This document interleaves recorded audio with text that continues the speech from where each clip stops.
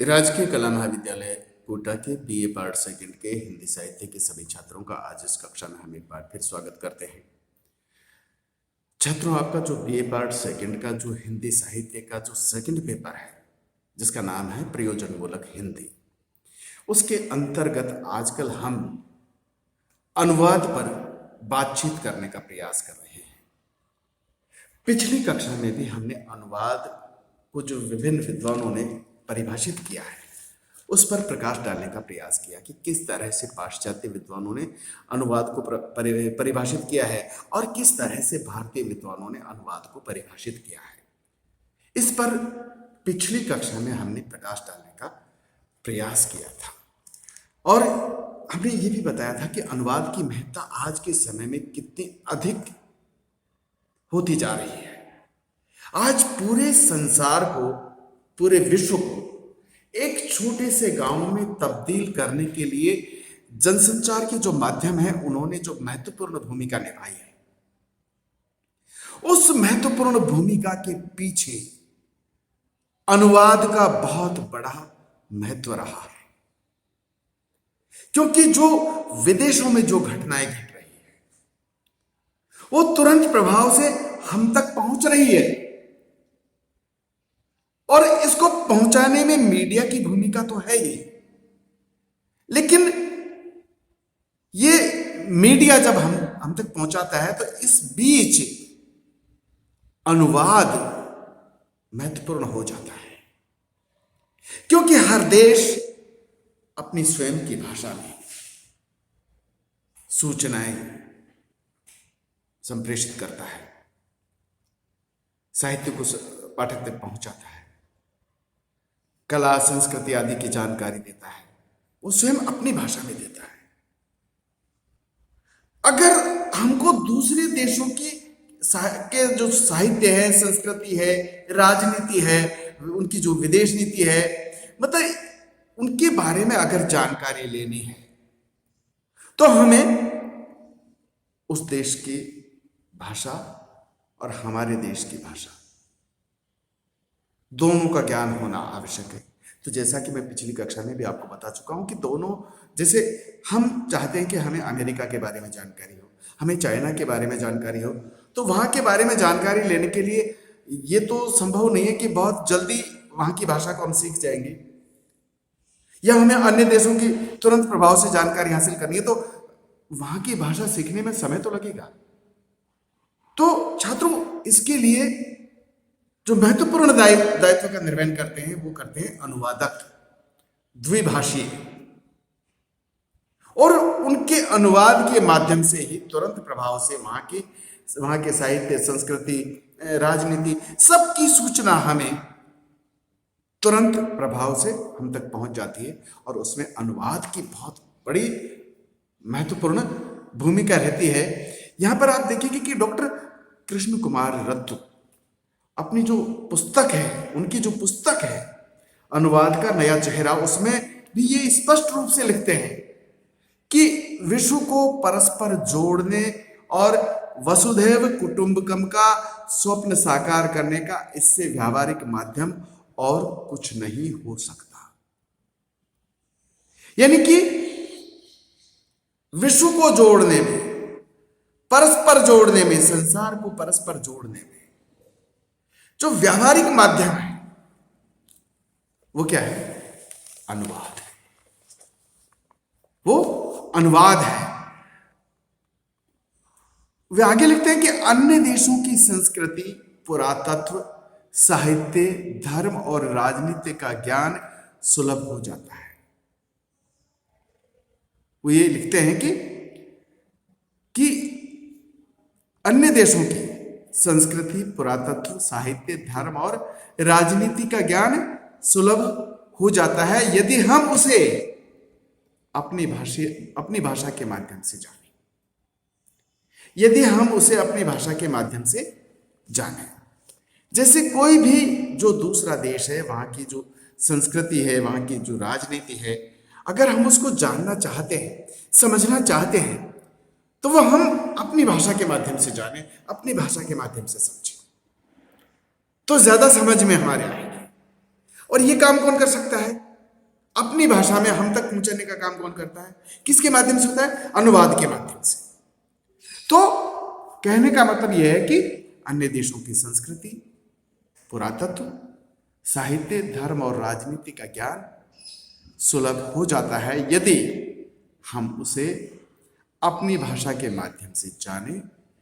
अनुवाद की एक वृहद भूमिका इसमें दृष्टिगत होती है। यानी कि अनुवाद की जो बहुत बड़ी भूमिका है वो इस बात में हमको दिखाई दे रही है कि हम पूरे संसार को जोड़ने और वसुधैव कुटुंबकम का जो स्वप्न है उसको साकार करने में ये अनुवाद है, ये महत्वपूर्ण भूमिका निभाता है। यही एक व्यावहारिक माध्यम है। अनुवाद एक व्यावहारिक माध्यम है। इसी के माध्यम से हम दूसरे देशों के साहित्य, संस्कृति, वहाँ की रीति नीति, वहाँ की राजनीति सबको जान सकते हैं। तो कहने का मतलब जो अनुवाद है वो व्यापकता के साथ साथ महत्ता भी लिए हुए हैं। छात्रों, अनुवाद की महत्ता, व्यापकता या प्रयोजन की सार्थकता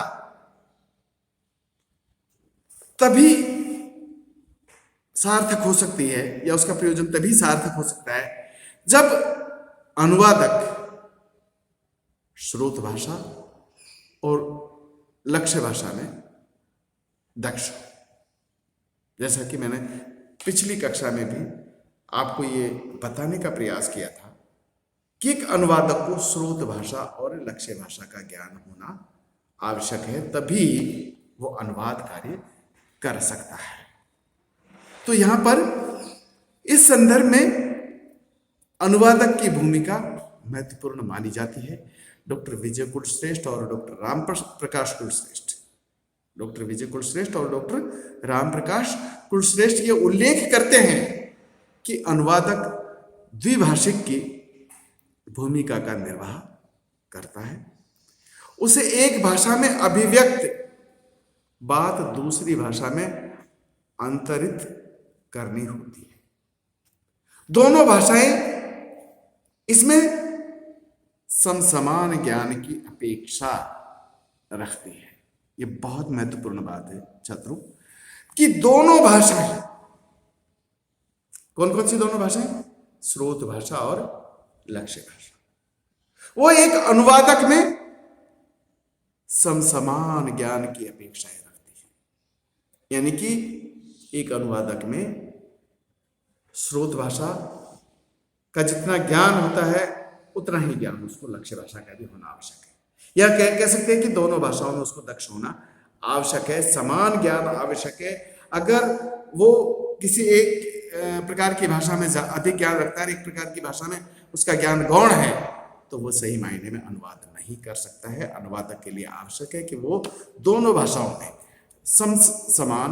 समसमान ज्ञान रखे, तभी जाकर के वो अनुवाद कार्य कर सकता है। अनुवादक को इन उम्मीदों पर खरा उतरना होता है।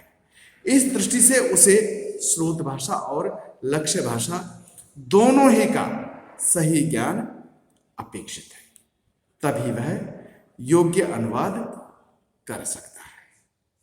तभी वो सही मायने में सही अनुवाद कर सकता है जब उसे दोनों भाषाओं का समसमान ज्ञान, मतलब पूरी तरह से ज्ञान होना चाहिए। उसको दोनों भाषाओं में दक्ष होना आवश्यक है, तो वह सही मायने में अनुवाद कर सकता है। छात्रों, हम यहाँ एक बात और बताना चाहते हैं कि अनुवादक में दोनों भाषाओं का ज्ञान होना तो आवश्यक है।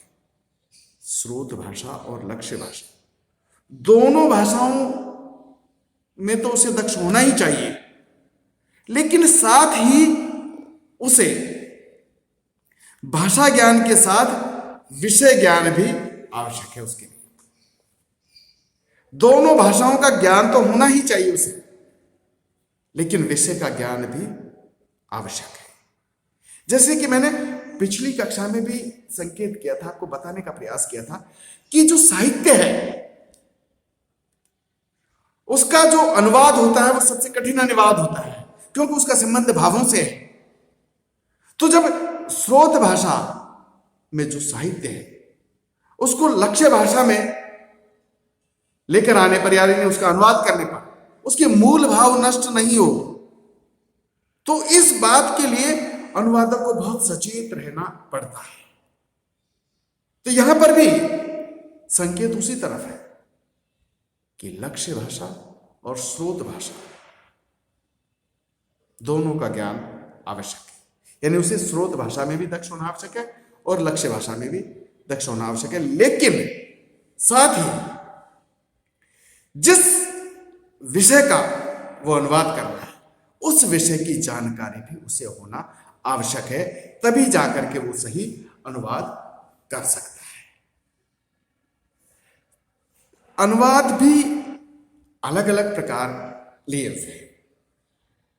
छात्रों, हम यहां यह भी स्पष्ट कर देना चाहते हैं कि अनुवाद भी अलग अलग प्रकार लिए हैं।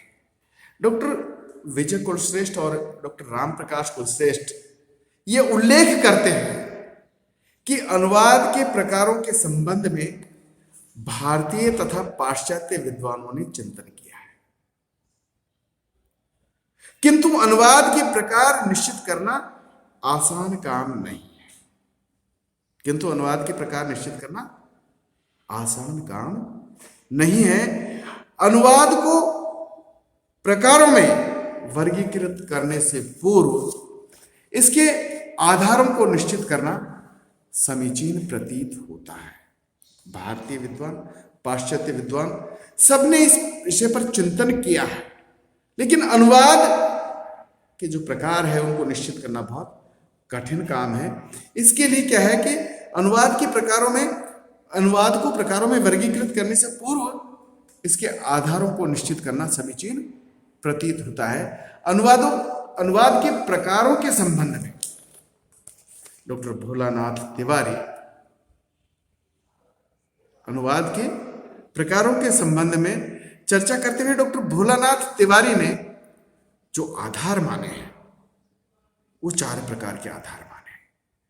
कौन कौन से? पहला है अनुवाद के गद्य पद्य होने के आधार पर। दूसरा है साहित्यिक विधा के आधार पर। तीसरा है विषय के आधार पर। और चौथा है अनुवाद की प्रकृति के आधार पर। ये डॉक्टर भोलानाथ तिवारी ने ये 4 आधार माने हैं। अनुवाद के गद्य पद्य होने के आधार पर, साहित्यिक विधाओं के आधार पर, विषय के आधार पर और अनुवाद की प्रकृति के आधार पर।